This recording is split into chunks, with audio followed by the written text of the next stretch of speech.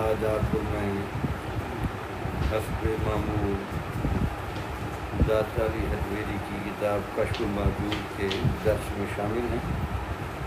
آج موضوع ہے جس شخصیت کا، وہ ہیں حضرت ابو علی شقیق بن ابراہیم الازدی رحمۃ اللہ علیہ۔ تو میں سب سے پہلے ان کے تھوڑے سے حالات پڑھوں گا، پھر ڈاکٹر صاحب کی کتاب کشف المحجوب سے ان کی تفصیلات دیکھیں گے۔ تعارف میں لکھتے ہیں جی ابو علی شقیق بن ابراہیم الازدی بلخی رحمۃ اللہ علیہ خراسان کے مشائخ میں سے تھے، یعنی یہ خراسان کا علاقہ، ایران کا، بلخ کا، اس علاقے کے آپ تھے۔ ان کا سارا کلام توکل کے بارے میں ہے۔ اب اللہ تعالیٰ نے صوفیہ کو مختلف شانیں دی ہیں، تو جو توکل کا مقام و مرتبہ ہے اس پر آپ نے بڑا کلام فرمایا ہے اور اس کی حقیقت کو آپ نے کھولا ہے۔ توکل کا واقعہ بھی آپ کا لکھیں گے۔ خطہ خراسان میں احوال پر گفتگو کرنے والے آپ پہلے شخص ہیں، تو مقامات میں بھی آپ کی بڑی گرفت تھی اور احوال میں بھی۔ حاتم اصم رحمۃ اللہ علیہ کے پیر اور استاد تھے۔ حاتم اصم رحمۃ اللہ علیہ فرماتے ہیں کہ ایک جنگ میں اور حضرت شقیق ترکوں سے لڑ رہے تھے۔ وہ کہتے ہیں کہ میں بھی جہاد میں شامل تھا اور حضرت شقیق بلخی بھی۔ دوران جنگ شقیق دونوں صفوں کے درمیان سو گئے، یعنی ایک طرف مسلمان کھڑے اور دوسری طرف تو جنگ کا ماحول ہے، تو حضرت صاحب درمیان میں جا کر سو گئے۔ دیکھتے ہیں جہاں تک کہ خراٹوں کی آواز آنے لگی، یعنی صرف سوئی نہیں، آپ کو گہری نیند آ گئی، حالانکہ دونوں صفیں آپس میں آمنے سامنے ہیں۔ تو یہ آپ کی توکل کی کیفیت تھی۔ بھئی ہوتا تو وہی ہے جو خدا نے کرنا ہے، تو ظاہری حالات کچھ بھی نہیں کر سکتے تھے، تو آپ کو اس دوران بھی نیند بھی آئی، صرف نیند نہیں ہے، گہری نیند آ گئی۔ پھر لکھتے ہیں یہ آپ کی بہت زیادہ تصانیف ہیں، مصنف تھے، جید عالم اور مصنف ہونے کے ساتھ ساتھ پوری زندگی توکل میں گزار دی۔ آپ حضرت ابراہیم بن ادم کے ہم صحبت ہیں، ان سے بڑا فیض لیا، اور بھی بہت سے مشائخ سے استفادہ کیا۔ آپ مذہباً حنفی تھے، امام ابو حنیفہ کی فقہ کو مانتے تھے۔ آپ کا وصال امین خلیفہ عباسی کے عہد حکومت 193 ہجری تا 198 ہجری میں ترکوں کے خلاف جنگ میں ولایت ختلان میں ہوا، یعنی جنگ کی حالت میں آپ شہید ہوئے، تو وہاں جہاں آپ لڑتے رہے تو وہاں علاقہ ہے ولایت ختلان۔ آپ کو اس جنگ میں شہید کر دیا گیا، اور آپ کی قبر مبارک بھی وہیں ہے، علاقہ ختلان میں۔ یہ جو داتا صاحب کے مرشد ہیں ابو الحسن خطلی رحمۃ اللہ علیہ، وہ اسی علاقے کے تھے، تو جہاں آپ کی وصال ہوا۔ تو یہ تھا جی تعارف حضرت ابو علی شقیق بن ابراہیم بلخی ازدی رحمۃ اللہ علیہ کا۔ اب ذرا داتا صاحب کے الفاظ سنیں تاکہ حالات سے تھوڑی باتیں واقفیت ہو جاتی ہے۔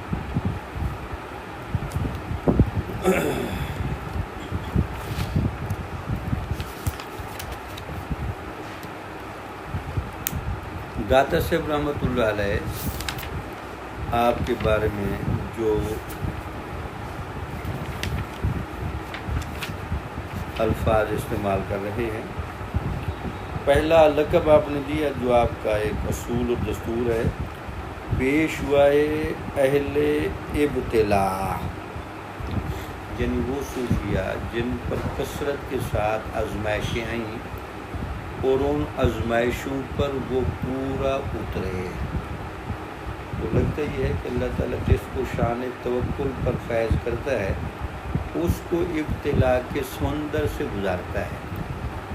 تو غالب نے ویسے نہیں کہا کہ مشکلات مجھ پر اتنی پڑی کہ آسان ہو گئیں، تو یہ ابتلا کے سمندر سے گزرتے گزرتے اتنا پختہ ہو گئے کہ یہ جو ابتلا اور آزمائش ہے ان کے روحانی مزاج میں رکاوٹ یا پریشانی بننے کی بجائے الٹا ان کی مقامات کو بلند کرتی ہے اور یہ بہتر سے بہتر مقام پر فیض ہوتے ہیں۔ پیشوائے اہل ابتلا مایہ زہد و اتقاء، یعنی زہد و تقوی کے مایہ ناز یا زہد و تقوی کے ایمان۔ اب یہ جو لفظ زہد کا معنی ہوتا ہے کہ دنیا کی محبت سے اپنے آپ کو نکال لینا۔ تو پہلا تو صوفیہ کا تجربہ یہ ہے کہ آپ دنیا میں رہیں لیکن دنیا کی محبت کو دل سے نکال دیں۔ لیکن کچھ صوفیہ زہد کا یہ معنی بھی کرتے ہیں کہ آپ دنیا میں رہتے ہوئے بھی دنیا میں نہ رہیں، یعنی دنیا میں رہتے ہوئے بھی جائز ضرورت کا سامان بھی نہیں رکھنا۔ اگر آپ جائز ضرورت کا سامان رکھ کے صرف اس پر محنت کر رہے ہیں کہ آپ کو دل میں دنیا کی محبت نہ رہے، لیکن جو دنیا کی محبت ہے وہ تو نہیں ہے لیکن مال اسباب ہیں، تو آپ کا جو مشرب تو وہ کہتے ہیں نہیں، مال و اسباب بھی نہیں ہونا چاہیے۔ تو اس کی میں دو مثالیں دوں تاکہ آپ کو سمجھنے میں مدد لے۔ بابا صاحب رحمۃ اللہ علیہ فقر کے روحانی طور پر بھی بادشاہ تھے اور ظاہری طور پر بھی بادشاہ تھے، تو آپ کے پاس بھی مال و دولت نہیں۔ تو خواجہ نظام الدین اولیاء رحمۃ اللہ علیہ کہتے ہیں کہ آپ کے جو چھوٹے بھائی تھے ابو نجیب متوکل، وہ دہلی میں قاضی تھے۔ جب میں پراپر عالم بن گیا تو میرے بھی دل میں آیا کہ میں کوئی قاضی کی نوکری لے لوں۔ جب ابو نجیب متوکل نے میری شکل دیکھی اور میرا مزاج چیک کیا تو اس نے کہا جی آپ اس لائن کے بندے نہیں، آپ کی تو تصوف کی لائن کے بندے ہیں، تو آپ میرے بڑے بھائی کو ضرور ملیں۔ خواجہ یہ بابا فرید کو خواجہ نظام الدین اولیاء کہتے ہیں جی میں 17 سال کی عمر میں ادھر چل پڑا۔ 27 سال کی خواجہ نظام الدین صاحب کی عمر تھی جب بابا صاحب نے ان کو خلافت دی، تو 17 سال کی عمر جب میں تو کہتے جی میں 3 دن رہا تو آپ کا جو کھانا تھا وہ خشک روٹی، نمک اور لسی۔ 3 دن کے بعد میرے پیٹ میں درد شروع ہو گیا، تو وہاں جو بدر الدین اسحاق صاحب کا جو آپ کے داماد بھی تھے بابا صاحب کے، وہ دہلی کی حکومت کے چیف جسٹس تھے، وہ وہاں سے چھوڑ چھاڑ کے ادھر آ گئے۔ تو میں نے ان کو کہا جی مجھے اجازت دیں، اس طرح کا تصوف مجھے تو بارے نہیں ہے، یہاں تو بالکل ہی کچھ نہیں ہے۔ تو اس نے کہا چلو اس طرح کریں آپ جائیں نا، میں آپ کے بارے میں بابا صاحب سے بہت بات کرتا ہوں۔ تو بدتقاض بشریت شاید ذہن میں خیال ہو کہ خود شاید اچھا کھاتے ہوں گے، تو لیکن بابا صاحب نے کہا جی نظام الدین آئندہ میرے ساتھ بیٹھ کے کھانا کھائیں۔ اب وہ جب بابا صاحب کے ساتھ کھانا کھانے لگے وہاں بھی یہی چیز، خشک روٹی، نمک، پیلو کے تھوڑے سے دانے اور اس کے علاوہ لسی۔ بابا صاحب نے روحانی توجہ بھی فرمائی، کیونکہ اب نظام الدین پیٹ میں تو درد نہیں پڑے گا، لیکن فقر باطنی کی بھی ہم نے پریکٹس کرانی ہے اور فقر ظاہری کی بھی۔ اب ظاہر و باطن جب ایک توازن میں کھڑا ہونا پھر کمال بڑا ظاہر ہوتا ہے۔ تو آپ کا بھی یہی مزاج ہے حضرت شقیق بن ابراہیم ازدی رحمۃ اللہ علیہ کا، آپ مایہ زہد و اتقا تھے۔ اچھا، زہد کا تو یہ معنی ہو گیا کہ اپنے آپ کو دنیا کی محبت سے اتنا نکال لینا۔ یہ وہ جگہ ہے جہاں اس حدیث کی سمجھ آتی ہے الفقر فخری، یہ جو ظاہری طور پر بھی کچھ نہ ہو اور حضور نبی اکرم صلی اللہ علیہ وسلم جیسے یعنی انسان کامل کے گھر میں بھی مہینوں چولہا نہ چلے، تو اسی پر اشارہ کرتے ہیں کہ جو میرے اس ڈھابو پر چلے گا اس کے پاس باطنی طور پر بھی دنیا سے کوئی لگاؤ نہیں اور ظاہری طور پر بھی دنیا موجود نہیں، تو پھر وہاں یہ مظاہرہ ہوگا کہ اس کو کمال سمجھا جائے گا۔ تقویٰ بنیادی طور پر صوفیاء کے نزدیک اس پریکٹس کا نام ہے جب کوئی بندہ برائی کرنا چھوڑ جائے اور نیکیوں کی کثرت کرے۔ یہ وہ جگہ ہے جہاں صوفیاء تربیت کرتے ہیں۔ ہمارے ہاں جو ہمارا عالمانہ مشرب ہے اس میں یہ باتیں تو سمجھا دی جاتی ہیں آپ نیکی کریں، لیکن اگر کوئی برائی چل رہی ہو تو برائی پر وہ روکتے نہیں، وہ کہتے ہیں چلو جی اگر تھوڑی بہت چل ہی رہی ہے تو نیکی کچھ نہ کچھ اس کا کر جائے گی، لیکن صوفیاء چونکہ کامل لوگ ہوتے وہ کہتے یہ نہیں کرنی، آپ جب نیکی کریں تو برائی بالکل ہی چھوڑ دیں۔ اب پھر وہ سمجھاتے ہیں اگر آپ برائی کے ساتھ نیکی کریں گے تو نیکی کا ثواب تو ملتا رہے گا، لیکن نیکی آپ کو اللہ اور اس کے نبی کے قریب نہیں لے گی، ثواب بھی دلا دے گی اور شاید جنت بھی دلا دے، لیکن اگر آپ کہیں کہ نہیں یار میں دنیا میں اور آخرت میں بالکل اللہ کے اور اللہ کے نبی کے اور دین کی حقیقت کے قریب چلا جاؤں، تو پھر آپ کو تقویٰ کی بٹھی سے گزرنا پڑے گا کہ تمام کبیرہ گناہ چھوڑ دیں اور پھر باقی نیکیوں کی کثرت کریں، تو وہ نیکی آپ کو پکڑ کے اللہ تعالیٰ کے بہت قریب کر دیں۔ تو اس وجہ سے آپ کے بارے میں یہ لکھا مایہ زہد و اتقا۔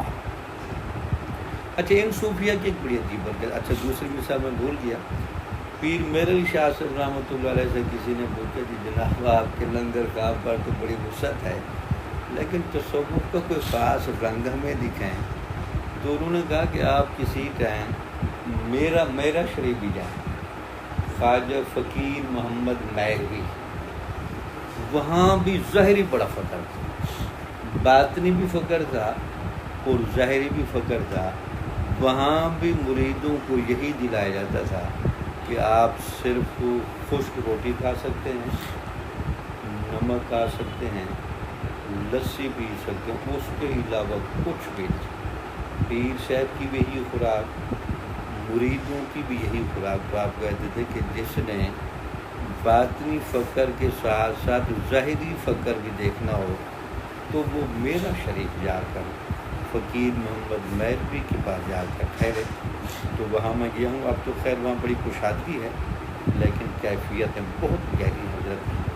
اور کہتے ہیں جب پیر میر علی شاہ صاحب یہاں مناظرے کے لیے آ رہے تھے قادیانی کے ساتھ لاہور میں، تو خواجہ فقیر محمد مہروی نے اعلان کروایا کہ 70 مرتبہ اذان دی جائے عشاء کی۔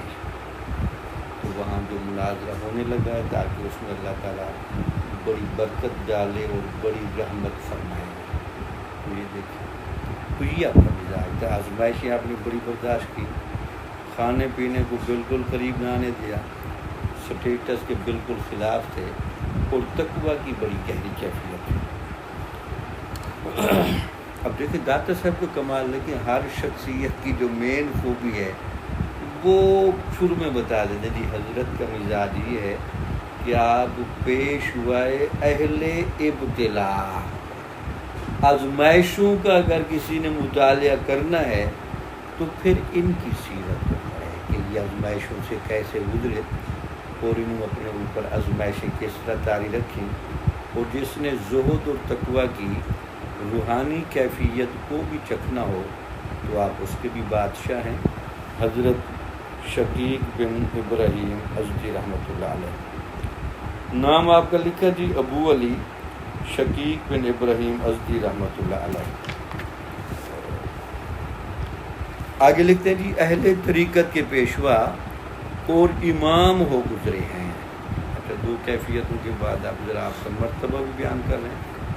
یہ بھی نہیں کہ صرف اپنے زمانے میں مشہور تھے، اپنے علاقے میں مشہور تھے، بلکہ اس وقت ولایت کی پوری دنیا میں یعنی عالم اسلام میں اہل طریقت کے پیشوا اور امام ہو گزرے، تصوف کے ائمہ میں آپ کا شمار ہوتا ہے۔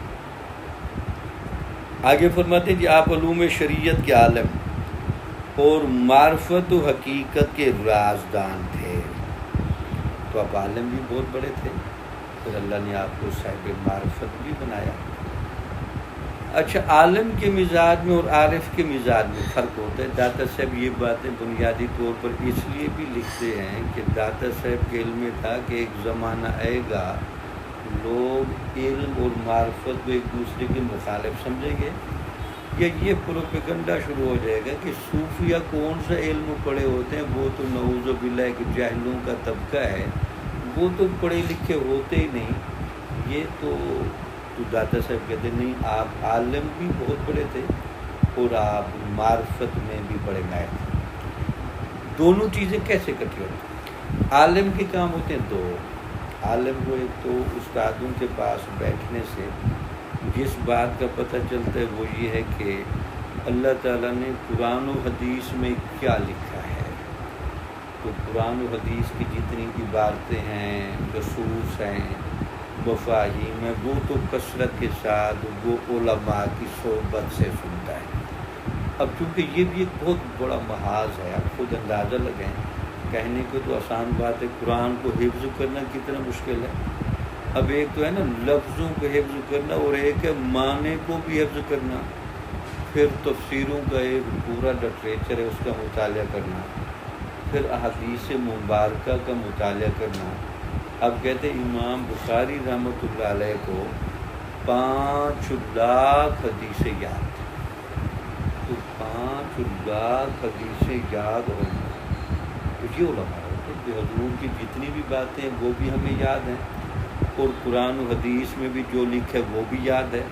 پھر اس کے بعد جو علماء ہے ان کو ایک اور بھی کام کرنا پڑتا تھا کہ جو لوگ قرآن و حدیث کے ماہر گزرے ہیں، مثلا مفسرین بڑے ماہر ہیں تفسیر کے، یا کہہ لیں فقہا بڑے ماہر ہیں احکامات کے، یا محدثین بڑے ماہر ہیں، پھر شارحین آ گئے، وضاحت کرنے والے آ گئے، امام ابو حنیفہ آ گئے، امام شافعی آ گئے، تو ائمہ فقہ کے، ائمہ تفسیر کے، ائمہ عقائد کے، پھر ائمہ یہ علوم کے ماہر ہیں۔ دیکھو یہ لینے تو بعض اوقات کسی بندے کی اس علم کی لائن کو سیر کرتے کرتے تو پھر اسی کو منصب بھی بنا لیتے ہیں، بھی جو باتیں پڑھی ہیں وہ بچوں کو پڑھائیں، تدریس پر بیٹھ گئے۔ تو کچھ تو پھر اس طرح چل پڑتے ہیں، کچھ جب یہ پڑھ لیتے تھے تو ان کے بعد وہ کہتے تھے چلو یہ تو ٹھیک ہے، جو کچھ قرآن و حدیث میں لکھا ہے وہ ہمیں سمجھ تو آ گیا۔ اب انسان کے لیے اس سے جو اگلا مطلب ہوتا ہے نا وہ یہ ہے کہ میں قرآن و حدیث تو پڑھ چکا ہوں، لیکن میں قرآن و حدیث کے مطابق ڈھلا نہیں۔ اب ڈھالنے کے لیے بندے الگ بیٹھے ہوتے تھے۔ اب بندہ ڈھلتا ہے عمل کی بنیاد پر، بندہ ڈھلتا ہے تربیت کی بنیاد پر۔ اب سنارے نے جو سونے کو ڈھالنا ہے اس کے پاس خاص اوزار ہوتے ہیں تو وہ ڈھالتا ہے، پگھلاتا ہے۔ اب یہ ڈھالنے والی بٹھی کا نام تھا اولیاء۔ جن لوگوں کو یہ پتہ چلا ایک تو ولایت کا علم سینہ بسینہ بھی آ رہا تھا، توجہ کا بھی آ رہا تھا، وہب الہی کا بھی آ رہا، تو کچھ اس میں بھی بیٹھے ہیں جن کو حصہ وافر مل رہا ہے، اور کچھ کو پتہ چلا چلو وہ تو ایک عطا کی لائن ہے، اور کچھ مجاہدے کی بھی لائن ہے، محنت کی لائن ہے۔ انہوں نے مجاہدے کیے، تقوی اختیار کیا، ذکر و اذکار کیے، روزے رکھے، خلوت میں بیٹھے، جنگلوں میں گئے، انہوں نے بھی بڑا کوشش کی۔ تو کچھ کو عطا کے راستے سے، کچھ کو مجاہدے کے راستے سے، تربیت کے راستے سے جو کچھ ملا وہ جیسے جیسے ڈھلتے گئے تو اب علم صرف دماغ تک نہ رہا، علم نے جا کر دل اور روح کی جگہ پر بھی ڈیرا لگایا۔ علم جو ایک عقلی مفہوم میں کھڑا تھا، وہ جب باطن سائیکل ہوا، وہی معرفت کے رنگ میں بھی ڈل گیا۔ ان کو پتہ چلا کہ یار یہ تو ایک عقلی لائن ہے۔ اس لیے ہمارے اسلام میں ایک بڑا طریقہ رہا ہے، پہلے کسی کو بناتے تھے عالم، اب جب وہ عالم بن جاتا تھا تو پھر اس کو کسی ولی کے پاس جا کے چھوڑاتے تھے۔ اب ولی نے اگلا کام کرنا کہ یہ پڑھ تو چکا ہے، چیزیں سمجھتا ہے، لیکن یہ اس کے مطابق ڈھلا ہوا نہیں، تو وہ اس کو پھر ڈالتا تھا ذکر کی کیفیت، تلاوت کی کیفیت، درود و سلام کی کیفیت، صحبت صالح کی کیفیت، پھر انوار الہیہ کی کیفیت۔ اس میں جب وہ ڈھلتا جاتا تھا تو وہ بن جاتا صاحب معرفت۔ جن لوگوں کے ذہن میں یہ شک ہو کہ یہ ولی عالم نہیں ہوتے یا علم اور معرفت میں کوئی آپس میں کلی تضاد ہے، تو ان کو داتا صاحب کے یہ جملے اس لیے ہیں کہ آپ علم شریعت کے بھی بہت بڑے عالم تھے اور آپ صاحبان معرفت میں سے بھی بڑے رازدان تھے۔ رازداری کا مطلب یہ تھا کہ معرفت و حقیقت صرف تھوڑی نہیں، کمال درجے کی اللہ تعالیٰ نے ان کو عطا فرمائی تھی۔ لکھتے ہیں جی مختلف علوم میں آپ کی کئی تصانیف ہیں، مصنف بھی تھے، عالم بھی تھے، مدرس بھی تھے، ولی بھی تھے۔ آپ حضرت ابراہیم بن ادھم رحمۃ اللہ علیہ کے مصاحبین میں سے تھے۔ تو ایک تصوف میں داتا صاحب اس طرح کے جملے ضرور لکھتے ہیں۔ ایک بات یاد رکھیں، ہمیشہ شاگرد کو علم دینے میں کتاب کا بھی بڑا کردار ہوتا ہے، لیکن بنیادی طور پر زیادہ کردار استاد کا ہی ہوتا ہے، کیونکہ کتاب اپنے دامن میں علم تو ضرور رکھتی ہے، لیکن بچہ اس سے کافی فاصلے پر بیٹھا ہوتا ہے، لیکن استاد کتاب سے علم پڑھ کے اس کو آسان کر کے، تشریح کر کے، مثالیں دے دے کے بچے کے فہم کے قریب کرتا ہے۔ گویا کہ جس طرح کتاب میں اور طالب علم میں استاد رابطہ ہے، بیائی اسی طرح تصوف کی کیفیات میں جو اللہ اور اس کے نبی کی طرف سے چیزیں ملتی ہیں، اس کو سمجھانے میں اس مرید کو یا اس سالک کو یا تصوف والے کو یا تربیت والے کے لیے بنیادی کردار ادا کرتا ہے ولی۔ اس کو دیکھ کر وہ ڈھلتا چلا جاتا ہے، جی آگام بھی آ جاتے ہیں، تربیت بھی آ جاتی ہے، توجہ بھی آ جاتی ہے، روحانی سکون بھی آ جاتا ہے، ٹھہراؤ بھی آ جاتی ہے، گہرائی بھی آ جاتی ہے۔ تو اسی وجہ سے آپ نے دیکھا کہ کوئی کہہ سکتا ہے کہ شقیق بلخی جو اتنا بڑا نام ہے، یہ مرید کن کا ہے؟ کیونکہ یہ ذہن میں رکھنا، یہ ابراہیم بن ادھم کا مرید ہے۔ اور آپ کے علم میں ابراہیم بن ادھم نے جب سلوک اور معرفت کی تمام منازل طے کی اور وہ جنگلوں میں بہت اعلیٰ مراتب کے لیے پھر رہے تھے، پھر اللہ تعالیٰ کے اجازت سے اور اذن سے خضر علیہ السلام نے ان کو فیض دیا تھا۔ تو حضرت ابراہیم بن ادھم کے بعد حضرت خضر علیہ السلام کا فیض تھا۔ تو گویا کہ اگر میں سادہ لفظوں میں کہہ دوں کہ شقیق بلخی رحمۃ اللہ علیہ کی پرواز میں یہ انوکھا پن، یہ نادر پن، یہ بڑا عجیب رنگ اس لیے ہے کہ ان کو بالواسطہ فیض حضرت خضر علیہ السلام سے بھی حاصل ہے۔ آپ حضرت ابراہیم بن ادھم رحمۃ اللہ علیہ کے مصاحبین میں سے تھے اور کئی دوسرے مشائخ کی زیارت اور صحبت کا فیض اٹھا چکے تھے۔ اب آپ کے اقوال شروع کریں جی، آپ کیا فرماتے تھے؟ آپ سے روایت ہے، جعل اللہ اہل طاعتہ احیاء فی مماتہم و اہل المعاصی امواتا فی حیاتہم۔ آپ کہتے ہیں جی اللہ تعالیٰ نے اطاعت کرنے والے کو بنا دیا ہے حالت موت میں بھی زندہ. یعنی جو اہل اطاعت میں سے ہیں اگرچہ ظاہری طور پر اس کا جسم مر بھی جائے لیکن تب بھی وہ زندہ ہے. یہ نہیں کہہ رہے اللہ ایسا کر دے، بلکہ یہ بتایا کہ یہ اللہ تعالیٰ کا قانون ہے.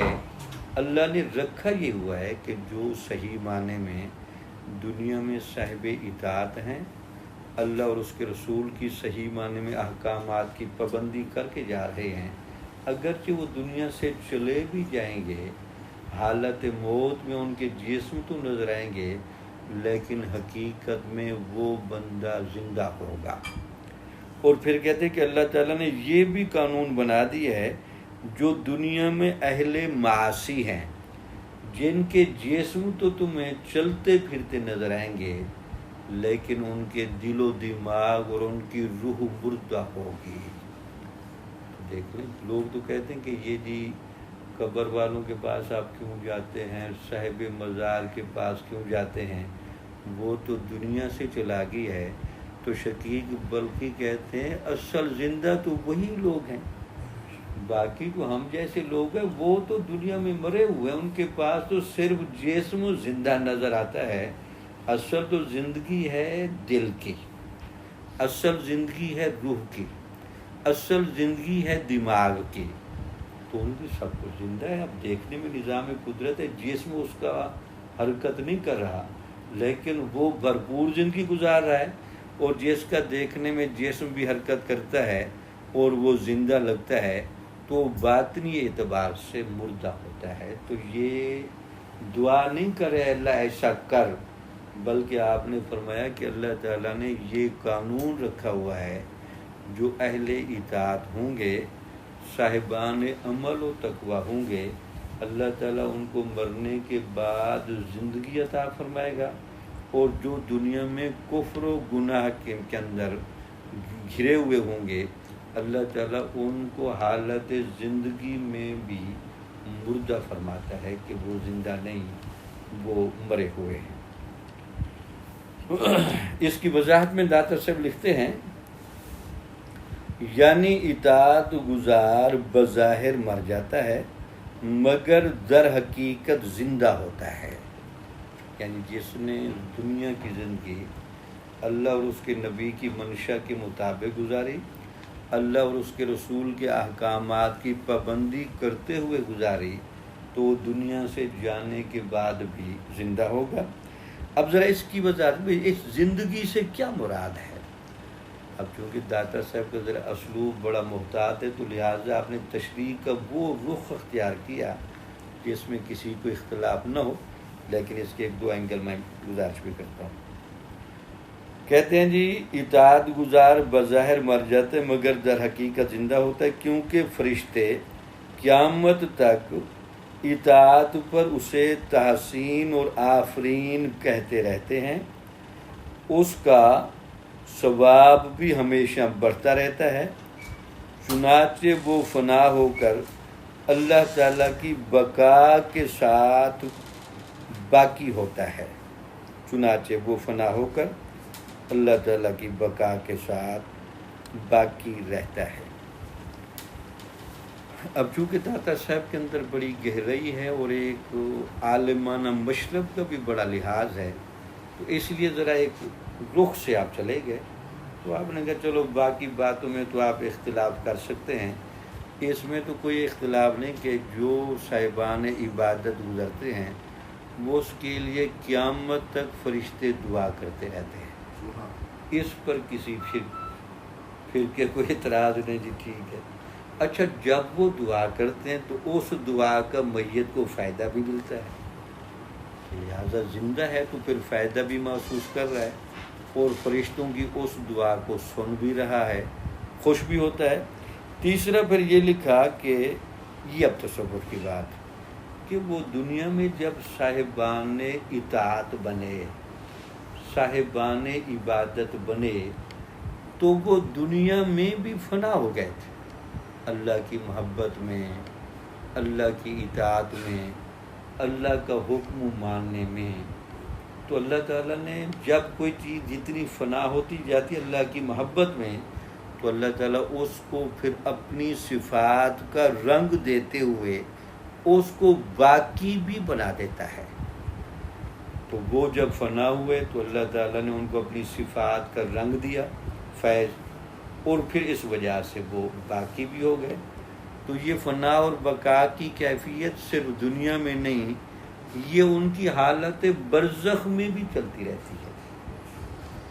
ورنہ اس کا دوسرا مطلب یہ تھا کہ یہ جو صاحب اطاعت لوگ ہوتے ہیں، اگر آپ ان لوگوں کے پاس جائیں اور ان کو آپ السلام علیکم کہیں، یا ان کو جا کر اپنے مسائل بیان کریں کہ دنیا میں تو ہمارے مسائل سننے والا کوئی نہیں، آپ تو حقیقی زندگی کے ساتھ یہاں ہیں، تو ہمارا یہ مسئلہ اللہ کی بارگاہ میں آپ پہنچا دیں۔ یا پھر اگر مزید کرم نوازی ہو، آپ اتنا کہہ دیں جی ایک بندہ میرے در پر چل کے آیا ہے، تو اب ہم تو حضور نبی اکرم صلی اللہ علیہ وسلم کے امتی ہیں، تو حضور کے تو یہ مزاج میں ہی شامل نہیں تھا کہ آپ کے پاس کوئی سائل چل کے آئے تو آپ اس کو خالی ہاتھ بھیجیں۔ چلو اب یہ چل کے آئے، اس کا یہ مسئلہ ہے، اے اللہ تعالیٰ تو اپنی قانون قدرت کے مطابق تو شاید اس کو حل نہ کرنا چاہے، لیکن ہماری سفارش پر اس کا مسئلہ حل کر دے۔ تو یہ پھر صوفیہ سارے کرتے ہیں۔ عبد الوہاب شعرانی رحمۃ اللہ علیہ کہتے تھے اپنے زمانے میں جب تصوف کو زوال شروع ہوا، عبد الوہاب شعرانی رحمۃ اللہ علیہ یہ امام سیوطی رحمۃ اللہ علیہ کی خلیفہ بھی ہیں اور شاگرد بھی، وہ کہتے تھے اگر تمہارا زندہ اولیاء سے مسئلہ حل نہ ہو تو پھر صاحبان قبور کے پاس جایا کرو، تمہیں وہ نظر تو نہیں آتے لیکن تمہارا وہ مسئلہ حل کرائیں گے۔ تو اس وجہ سے جو دنیا میں ولی پھر رہے ہیں، ان سے زیادہ طاقتور ولی وہ حالت برزخ کے اندر موجود ہیں۔ اگر زندہ ولی تمہارا کام کرنے میں کوئی مسئلہ کر رہا ہے، کوئی رکاوٹ سمجھ رہا ہے، تو تم پھر داتا صاحب جا کر دیکھ لو اور وہاں بات کر کے دیکھو، تو داتا صاحب کی لجپالی بھی اور اللہ کی عطا بھی تمہیں نظر آ جائے گی۔ وہی باتیں آپ کر رہے ہیں کہ یہ جو صاحبان اطاعت ہیں تو یہ حالت برزخ میں زندہ ہوتے ہیں، یہ فیض دیتے ہیں، یہ تمہارے مسائل حل کرتے ہیں، اور یہ وہاں حیات حقیقی کے ساتھ موجود ہیں۔ اب آپ کا ایک اور واقعہ بیان کیا جاتا ہے کہ ایک عمر رسیدہ شخص آپ کی خدمت میں آیا اور کہنے لگا حضور میں بہت گناہ گار ہوں، توبہ کرنا چاہتا ہوں۔ آپ نے فرمایا تم نے بڑی دیر کر دی ہے۔ یعنی ایک بندہ آپ کو ملا، اب کافی عرصے کے بعد ملا اور اس نے کہا جی مجھے بھی ذرا توبہ کرا لیں، زندگی کے عیش و عشرت، گناہ اور غفلت کے مزے بڑے چکھ لیے۔ تو آپ نے فرمایا کہ تم نے بڑی دیر کر دی ہے۔ اس نے کہا نہیں میں تو جلدی آیا ہوں۔ آپ نے پوچھا وہ کیسے؟ اس نے کہا جو شخص توبہ کے لیے موت سے پہلے آ جائے وہ وقت پر ہی آیا ہے۔ تو یہاں شاید داتا صاحب کا اس واقعے کو لکھنے کے دو مقاصد ہیں۔ ایک واقعہ یہ ہے کہ کچھ صوفیہ ذرا قلندرانہ مزاج کے بھی ہوتے ہیں، چونکہ حضرت ابراہیم بن ادم اور حضرت شقیق بلخی یہ صاحبان معرفت کا وہ گروہ ہے جو قلندر مزاج ہیں۔ قلندر اگر اصول سے چیز ہٹ بھی جائے تو اس کو ایڈجسٹ کرتا ہے۔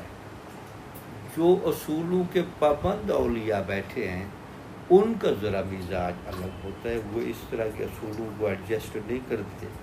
تو اگر کوئی اور بزرگ ہوتا تو وہ ناراضگی کرتا، بھئی غفلت میں زندگی گزاری، اب بھی کہتے جی میں جلدی آ گیا ہوں، لیکن چونکہ اس کو آپ کے مزاج کا پتہ تھا، اس نے کہا حضور موت سے پہلے تو آ گیا ہوں، تو موت سے پہلے آ گیا ہوں تو میں جلدی آ گیا ہوں۔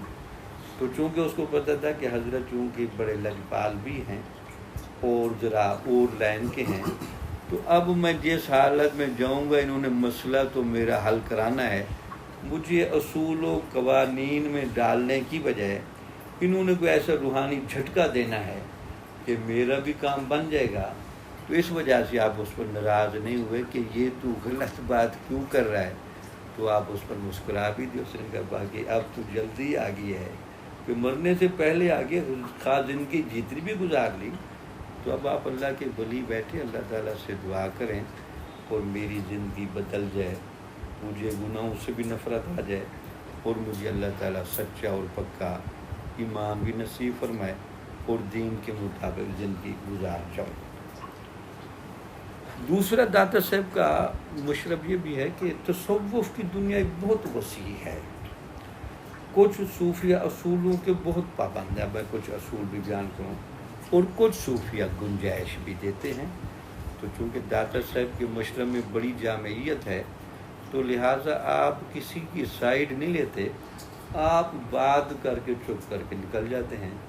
بھئی باقی آپ اصول لگائیں، آپ مسئلہ حل کریں، یہ تو آپ کے اپنے اپنے مزاج ہیں، لیکن شریعت کے اندر بہرحال مجھے کافی گنجائش نظر آتی ہے اور یہ چیزیں مجھے بڑی واضح اور کلیئر ہوتی ہیں۔ اب ذرا میں اصول بھی تھوڑا بیان کروں۔ امام غزالی رحمۃ اللہ علیہ نے کتاب لکھی ہے منہاج العابدین۔ اب چونکہ امام غزالی رحمۃ اللہ علیہ تصوف کی لائن میں بڑے اصولوں کے آدمی، آپ تصوف کے اصول سے جو ہی ہٹیں گے تو ان کی جو مزاج ہے اس کے اندر بڑی تپش آ جائے گی کہ آپ یہ کیا کر رہے ہیں، چونکہ لاملا اصولوں کا ایک اپنا کردار ہوتا ہے اور استثناء کا اپنا ہوتا ہے۔ جہاں گنجائش ہوتی ہے گنجائش بھی آ جاتی ہے، جو اصولوں کے پابند لوگ ہوتے ہیں ان کا مزاج الگ ہے۔ تو آپ جملہ لکھتے ہیں کہ یہ جی توبہ کا معاملہ اللہ کی بارگاہ میں بہت پیچیدہ معاملہ ہے۔ تو اگر آپ گناہ کبیرہ کرتے جا رہے ہیں اور آپ گناہ کبیرہ سے توبہ نہیں کر رہے، تو یہ خطرے کی بات ہے کہ وہ گناہ کبیرہ آپ کو کفر کے قریب کر دے گا۔ یعنی وہ آپ کو ڈرائیں گے بھی صحیح کہ یہ جگہ ایزی نہیں، یہ بہت خطرناک جگہ پر آپ چل رہے ہیں۔ اگر آپ سمجھتے ہیں کہ گناہ کبیرہ ہو رہا ہے اور اس گناہ کبیرہ سے آپ رک نہیں رہے، پلٹ نہیں رہے، اور آپ سمجھیں کہ کوئی اور پلٹائے گا، کوئی اور بچائے گا، تو آپ انسان ہیں، آپ جانور نہیں۔ آپ کو اللہ نے خیر و شر کی تمیز دی ہے، آپ کو اللہ نے مسلمان بنایا ہے، تو لہٰذا تم اپنے آپ کو گناہ کبیرہ سے روکو، ایسا نہ ہو کہ تم کفر کی وادی میں چلے جاؤ۔ اب یہ گفتگو اصولی ہے، تو کچھ صوفیہ بڑی اصول کی، اب ان کا اگلا اصول دیکھیں۔ اب چونکہ وہ کتاب ایک دو دفعہ میں نے پڑھی ہے تو اس کے کچھ اصول مجھے یاد۔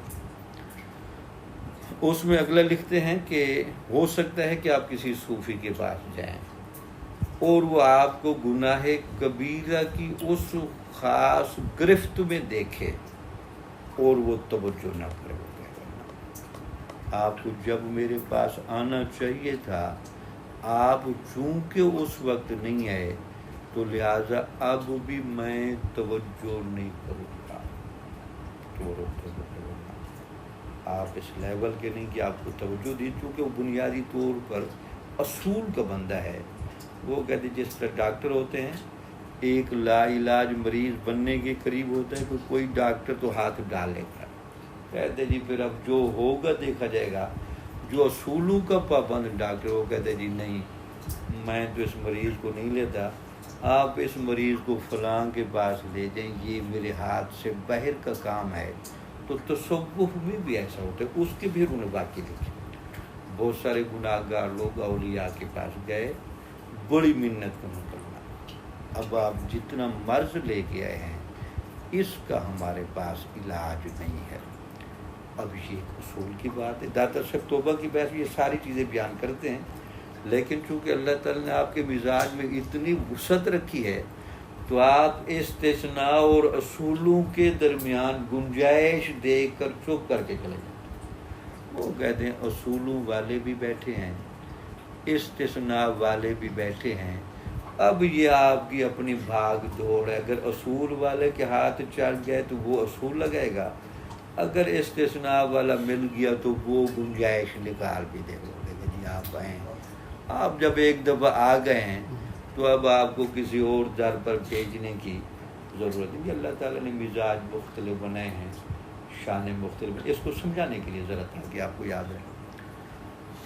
جب قوموں نے غفلت کا، کفر کا، ضد کا اور ہٹ دھرمی کا وہ مظاہرہ کیا جہاں انبیاء کا صبر بھی جواب دے گیا، تو انہوں نے یہ کہا جی اللہ تعالیٰ اب یہ جو لوگ کفر پر اڑ گئے ہیں، اب ہم تیرے نمائندے بن کے آئے ہیں، نبی بن کے آئے ہیں، تیری تعلیمات، تیرا پیغام، ایمان و احکام پہنچا رہے ہیں، یہ تو مانتے نہیں، تو ان کو فارغ کر۔ وہ اصول ہے، لیکن ان انبیاء میں ایک استثناء والا بھی آ گیا، حضور نبی اکرم صلی اللہ علیہ وسلم کی ذات گرامی۔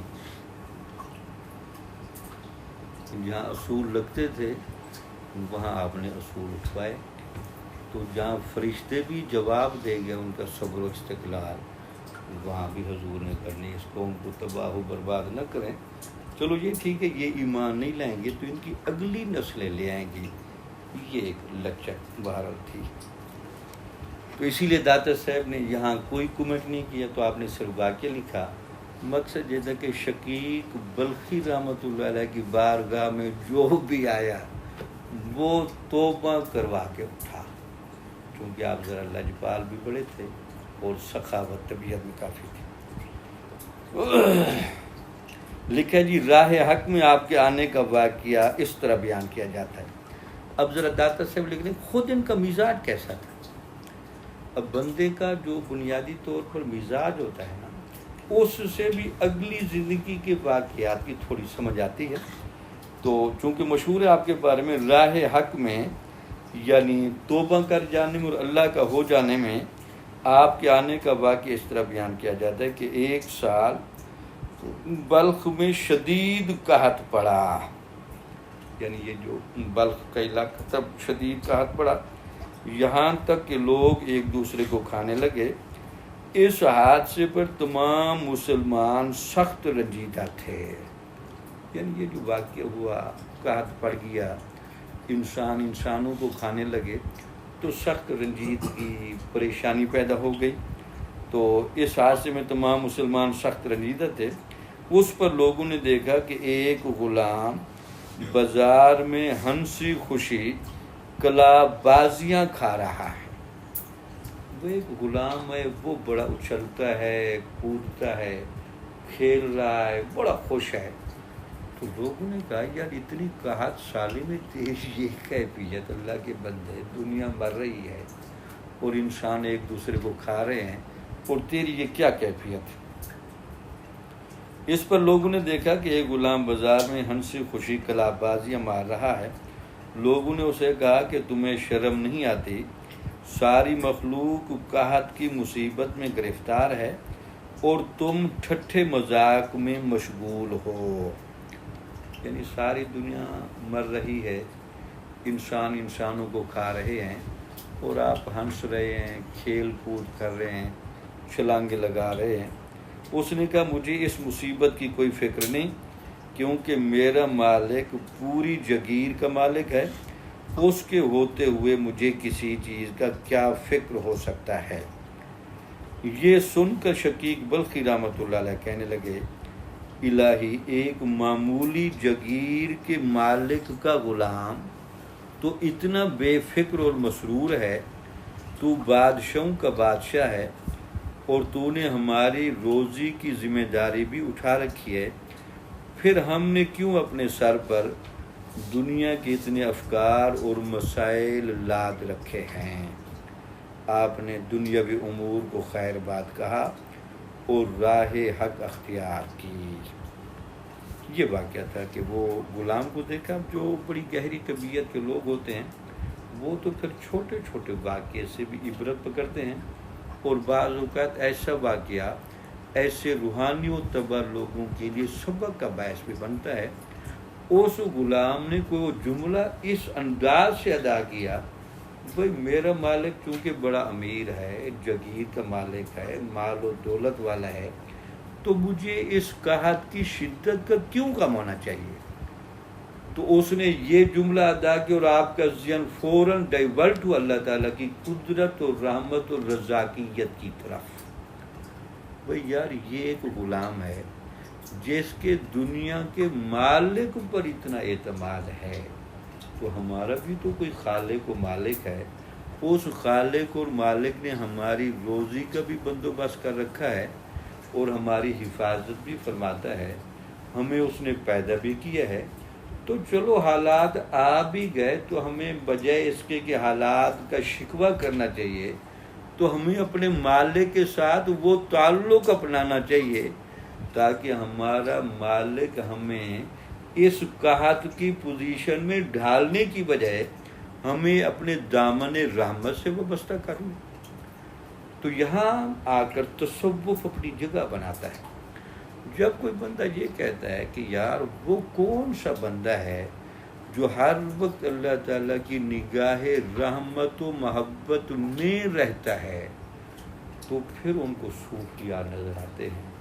تو آپ کو قرآن مجید کی آیت کریمہ بھی میں سنا، تو قرآن مجید کے اندر یہ الفاظ ہیں کہ ان اللہ یحب التوابین و یحب المتطہرین، بے شک اللہ تعالیٰ صحیح طور پر توبہ کر جانے والے بندے سے اور صحیح طور پر طہارت کاملہ والے بندے سے محبت فرماتا ہے۔ مفسرین سے جب پوچھا کہ یہ محبت ہوتی کیا ہے، وہ کہتے ہیں محبت اصل میں جانبین کی طرف سے ایک ایسا کھچاؤ ہوتا ہے جس کو وہی فیل کر سکتے ہیں، دوسرے بندے کو تو پتہ نہیں چلتا۔ تو اللہ تعالیٰ کی عطا، اللہ کی رحمت کو یہ متطہر بندہ اور تواب بندہ باقاعدہ فیل کرتا ہے۔ یار میں اللہ کی حفاظت میں ہوں، اللہ کی نگرانی میں ہوں، میں ہمیشہ رہتا ہی اللہ کی نگاہ رحمت میں ہوں۔ مجھ پر تو اس نے نگاہ غضب نہیں کرنی، نگاہ انتقام نہیں کرنی، نگاہ گرفت نہیں کرنی، چونکہ میں نے اپنے آپ کو ان لوگوں میں شامل کر رکھا ہے جن لوگوں پر اللہ تعالی ہمیشہ بھیجتا ہی نگاہ رحمت ہے۔ تو لاملک رات کو فکر لگی یار یہ غلام کا اپنے مالک کے ساتھ تو اتنا اعتماد کا تو تعلق ہے کہ یہ غلام اپنے مالک سے کوئی چیز بھی مانگتا ہے تو اس کو یہ مان ہے کہ میرا مالک مجھے دے دے گا، اس لیے تو مالک کی جائیداد پر اتراتا ہے۔ تو ہمارے اسلام میں بھی وہ کوئی طریقہ ہے جہاں بندہ دنیا میں رہتے ہوئے یہ کہے کہ نہیں یار دنیا کے جو حالات بھی ہو جائیں میں اللہ تعالیٰ کی نگاہ رحمت اور محبت سے نہیں گروں گا۔ تو وہ کون سے لوگ ہیں؟ تو اس کا سادہ جواب یہ ہے کہ وہ لوگ اولیاء ہیں، جن لوگوں نے تصوف کا راستہ لیا، تقوی اور طہارت کا راستہ لیا اور صحیح معنی میں علم دین کے پڑھنے اور عمل کا راستہ لیا۔ اللہ تعالیٰ ان کو اپنی رحمت اور محبت سے کبھی جدا نہیں کرتا۔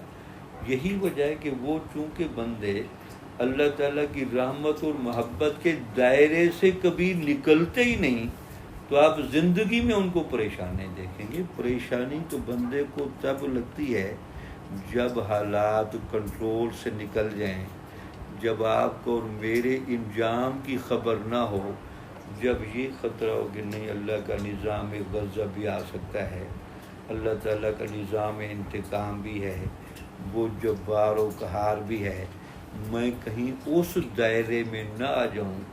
تو اللہ تعالیٰ نے قرآن و حدیث کے اندر سارے دائرے بیان فرمائے، ان دائروں میں بھی لوگ آتے ہیں، تو جن پر قحط پڑ رہے وہ اس دائرے والے ہیں۔ اب جب انہوں نے سوچا کہ میں اس سے بچوں کیسے، تو انہوں نے اس کا مطلب ہے کہ مجھے اپنے مالک کی حقیقی کے ساتھ وہ تعلق ضرور اپنانا پڑے گا کہ خواہ دنیا کے حالات جو بھی ہو جائیں میں اللہ تعالیٰ کی محبت اور رحمت کے دائرے سے نہ نکلوں۔ تب آپ توبہ طائب ہوئے، اپنی آپ کو تبدیل کیا، اور لگتا یہ کہ اسی موقع پر آپ شاید ابراہیم بن ادم رحمۃ اللہ علیہ کے پاس بھی گئے ہوں اور ان کی صحبت میں رہے اور ان سے یہ سارا فیض حاصل کیا۔ لکھا ہے کہ ایک معمولی جگیر کے مالک کا غلام تو اتنا بے فکر اور مسرور ہے، تو بادشاہوں کا بادشاہ ہے اللہ، اور تو نے ہماری روزی کی ذمہ داری بھی اٹھا رکھی ہے، پھر ہم نے کیوں اپنے سر پر دنیا کے اتنے افکار اور مسائل لاد رکھے ہیں؟ آپ نے دنیاوی امور کو خیر بات کہا اور راہ حق اختیار کی۔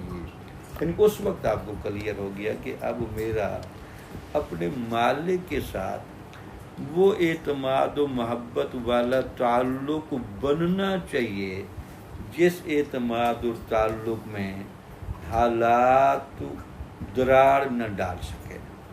تو وہ تصوف کا راستہ ہے، وہ مقربین الہی کا راستہ ہے۔ تو اس وجہ سے آپ نے دنیا کو خیر بات کہا، ایسے لوگوں کی تلاش میں نکلے اور ان کی صحبت میں رہ کر اللہ تعالیٰ سے وہ تعلق جوڑا۔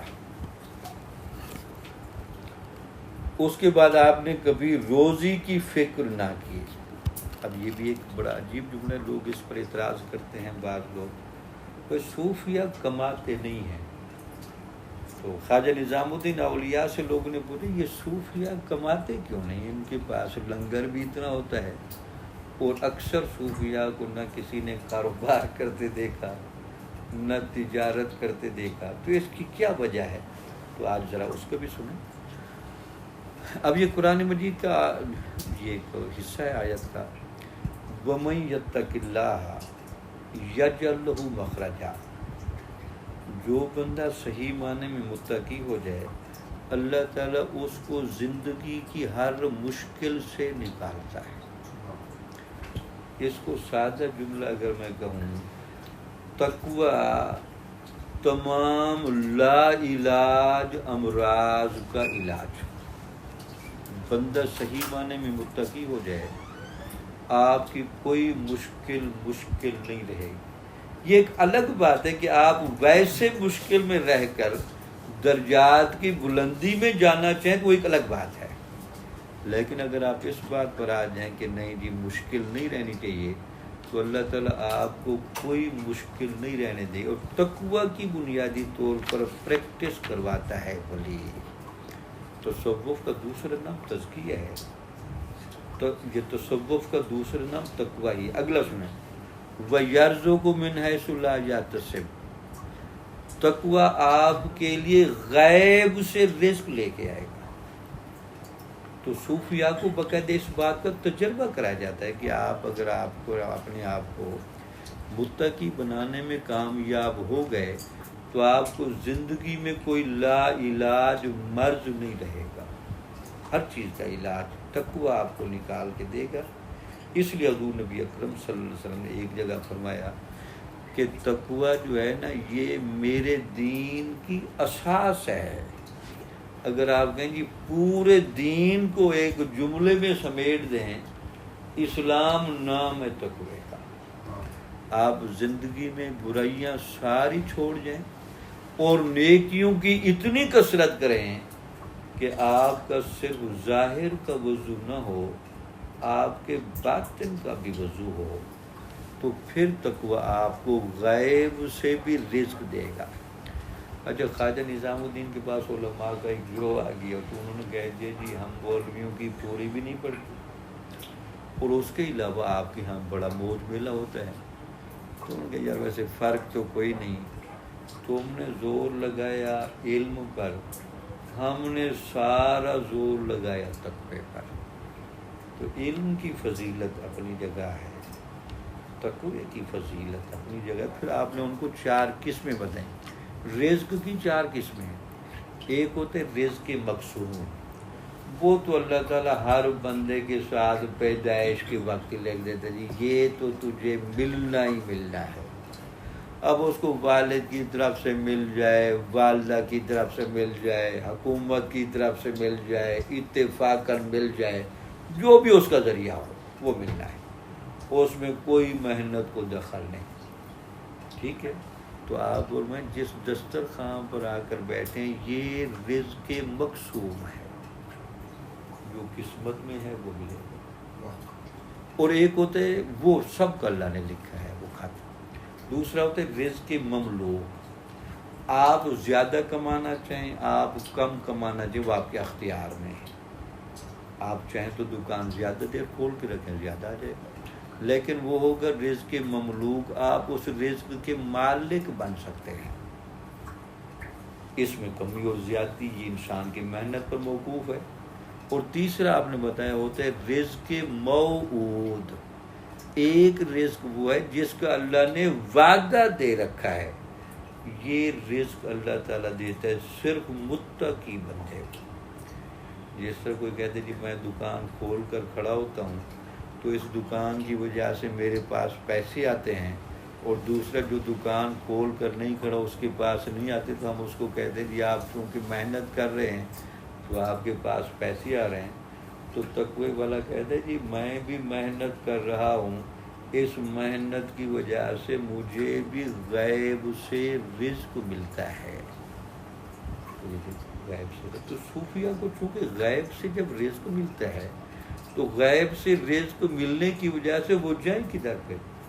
یا تو یہ ہو نا کہ وہ مانگتے ہیں تو وہ تو ہمیشہ مسلے کے نیچے سے ہی پیسے اٹھاتے رہے ہیں، یا تو انہوں نے کسی کے سامنے دست دراز کیے ہوں اور گداگری کرتے ہوں، پھر تو علماء کو اعتراض ہو۔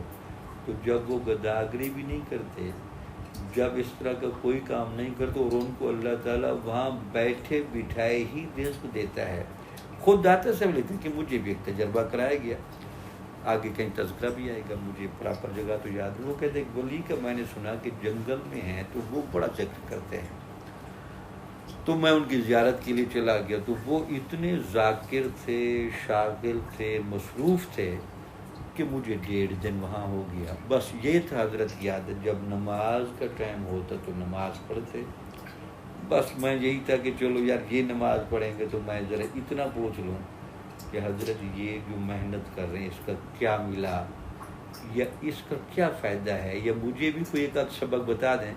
جس طرح علم میں ایک سبق اور قاعدہ مل جاتے، تصوف کے بھی قاعدے ہوتے جو صوفیہ ایک دوسرے سے سیکھتے ہیں۔ وہ کہتے بڑی میں نے توجہ حاصل کرنے کی کوشش کی، لیکن حضرت کا ذکر کی طرف کوئی میلان اتنا ہی زیادہ تھا کہ 1.5 دن گزر گیا، مجھے بھوک بھی بڑی لگی ہوئی، تو میری بھوک جب باری آئی تو توجہ آپ نے کی، تو آپ نے کہا آپ کو لگتا ہے بھوک بھی لگ گئی ہے، تو آپ کو پتہ ہے خدمت خلق تو ان کی ویسے گٹھی میں ہوتی ہے، تو انسان کو بھوکا تو نہیں دیکھ سکتے، تو انہوں نے کہا ٹھیک ہے۔ تو کہتے جی میں نے بس اتنا کہا تو انہوں نے ہاتھ اٹھایا، انہوں نے کہا اللہ تعالیٰ جتنا وقت میرے پاس ہے وہ میں تیرے ذکر میں لگا رہا ہوں، میرے لیے غیب سے رزق بھی بھیج اور میرا ایک مہمان بھی اس کا بھی بھیج۔ تو داتا صاحب کہتے خود میں نے اپنی آنکھوں کے ساتھ آسمان سے کھانا اترتے ہوئے دیکھا، تو بس وہ کھانا بھی 2 بند ہوگا، اس میں پانی بھی تھا، اس میں دودھ بھی تھا، سالن اور روٹی جو بھی نظام تھا وہ ہم دونوں نے کھایا۔ اس کے بعد اس نے اسی طرح ہاتھ کھڑے کی، اب یہ لانے والا کون ہے، لے جانے والا کون ہے، کیا پروسیس ہے، یہ سارا پروسیس ہے تقویٰ کا۔ تو اس وجہ سے وہ لکھ رہے ہیں، جو پھر کہتے جب یہ تجربہ ہو گیا تو میں نے پوچھا حضرت کوئی میری نصیحت، تو انہوں نے کہہ دیا یار سفر بڑا لمبا ہے، میں کافی مصروف ہوں، اللہ تعالیٰ آپ کو برکتیں دے گا، اب آپ جائیں جہاں آپ جا رہے ہیں۔ تو پھر کہتے جی میں اس بندے کے پاس سے چلا گیا، پھر کسی اور صوفی کے پاس گیا، اب تو تصوف کی رجحانات اور رنگ اختیار کر گئے، تصوف کا بھی شاید اپنا مزاج ہے، یہ بھی رنگ بدلتا ہے۔ اس زمانے میں یہ ساری چیزیں جنگلوں میں ملتی تھیں، اولیاء مختلف جگہوں پر بیٹھے ہیں، کوئی ذکر کر رہا ہے، کوئی مراقبے کر رہا ہے، کوئی تلاوت کر رہا ہے، کوئی نفلیں پڑھ رہا ہے، ہر کسی کا اپنا مشرب۔ جس طرح ہم کہتے ہیں ہر جڑی بوٹی کا اپنی تاثیر ہے، تو ہر ذکر کی، ہر مجاہدے کی، ہر ریاضت کی، یہ پھر پریکٹس کر کے چیزیں نکال کے دے دیے اس سے بنیادی طور پر ملتا یہ ہے۔ اس لیے داتا صاحب نے لکھا کہ اس کے بعد آپ نے کبھی روزی کی فکر نہ کی۔ اب جو کہ روزی کی فکر نہیں کی لیکن بھوکے بھی نہیں مرے، ان کو اللہ تعالیٰ کی طرف سے اور روزی کا غیب سے بندوبست چلتا رہا۔ پھر صوفیہ کے مزاج میں ایک اور گہرائی بھی ہوتی ہے، اللہ تعالیٰ بعض اوقات ان کے دلوں سے بھوک کی طلب بھی بہت زیادہ ہٹا دیتا ہے۔ صاحب بن عبداللہ تستری کا واقعہ ہے کہ داتا صاحب نے تو بڑے واقعے لکھے ہیں۔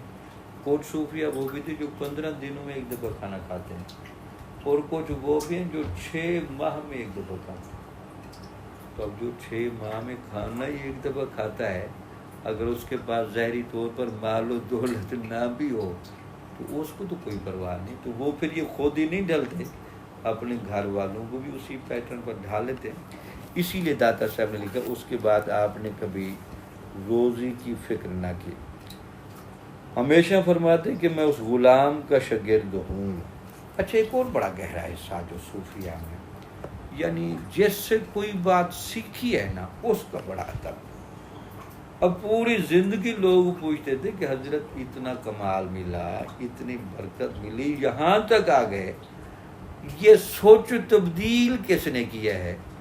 وہ کہتے تھے اس غلام نے جو قحط کے زمانے میں اچھل کود کر رہا تھا اور اس کا اپنے مالک کے ساتھ اس اعتماد کا تعلق تھا، تو وہاں سے میں مجبور ہوا کہ ایک غلام اپنے مالک کے ساتھ اتنا تعلق بنانے میں کامیاب ہو گیا ہے کہ وہ سمجھتا ہے کہ جو حالات بھی ہو جائیں تو میرا مالک مجھے چھوڑے گا نہیں، تو ہم اپنے اللہ کے ساتھ وہ اعتماد کا تعلق بنانے میں کیوں کامیاب نہ ہو سکے، تاکہ ہمیں بھی پتہ ہو کہ جیسے بھی حالات کیوں نہ ہو جائیں تو اللہ تعالیٰ بھی ہمیں کسی کے دست و کرم پر نہیں چھوڑے گا، ہمیشہ اپنی نگاہ میں رکھے گا۔ اسی طرح کہتے ہیں امام ابو حنیفہ رحمۃ اللہ علیہ پوری زندگی میں ایک یہودی کا بڑا ادب کرتے تھے، تو شاگرد آپ کو پتہ ہے ذرا ادب بھی بڑا کرتے ہیں۔ پہلے تو خاموش رہے کہ شاید ان کے کہیں پرانے تعلقات ہیں، ہمسائے ہیں، رشتہ دار، وہ جہاں بھی مل جائے اس کو باقاعدہ پروٹوکول دینا، ہاتھ باندھ کے کھڑے رہنا، بات سننا۔ تو ایک دفعہ شاگردوں نے کہا یار تعلق کی یہ غیر نوعیت کی سمجھ نہیں آتی، تو انہوں نے کہا یار اصل میں ایک مسئلہ میں نے اسے پوچھا تھا، جو مجھ سے کسی نے پوچھا تو مجھے نہیں ہے، اس نے وہ مسئلہ بتایا تو میں نے اس سے سن کر یاد کیا۔ وہ مسئلہ اگرچہ ہے تو تھوڑا نازک لیکن ملفوف انداز میں اس کو بیان کروں۔ وہ کہتے ہیں کسی نے پوچھا جی کتا بالغ کب ہوتا ہے، تو میں نے کہا جی اس کا مجھے تو اندازہ نہیں، تو انہوں نے کہا جی کتا بالغ اس وقت ہوتا ہے جب وہ ٹانگ اٹھا کر پیشاب کرے۔ تو میں نے پھر اس کے بعد جب تحقیق کی تو مجھے پتہ چلا کہ واقعی یا کتے کے بلوغ کی یہ علامت ہے۔ تو اس کا یہ احسان مجھے بڑا یاد ہے کہ یار اس بندے نے ایک مسئلہ مجھے بتا رکھا ہے، تو لہٰذا اس کا یہ حق بنتا ہے کہ جہاں بھی ملے اس کو وہ تکریم اور عزت دی جائے۔ تو دیکھیں شقیق بلخی بڑے بڑے اولیاء کے پاس رہے، صلحاء کے پاس رہے، ہر استاد کا ادب کرتے رہے، عزت کرتے رہے، کمال تھا، لیکن وہ پہلے غلام کو ہمیشہ یاد کرتے تھے، یا جس نے پہلا سبق پڑھایا وہ غلام ہی تھا جس نے میرے ذہن کو اس طرح موڑا۔ اب داتا صاحب کے جملے لکھنے میں بڑی حکمت ہے، ورنہ ایسی باتیں لکھنے کی ضرورت نہیں، لیکن چونکہ اس کے اندر بڑی گہرائی ہے تو اس لیے آپ نے فرمایا کہ اس کے بعد آپ نے کبھی روزی کی فکر نہ کی، ہمیشہ فرماتے کہ میں اس غلام کا شاگرد ہوں اور میں نے جو کچھ پایا اس سے پایا۔ یہ تھا آپ کی تواضع کا انداز، آپ کے فضائل و مناقب بہت زیادہ ہیں۔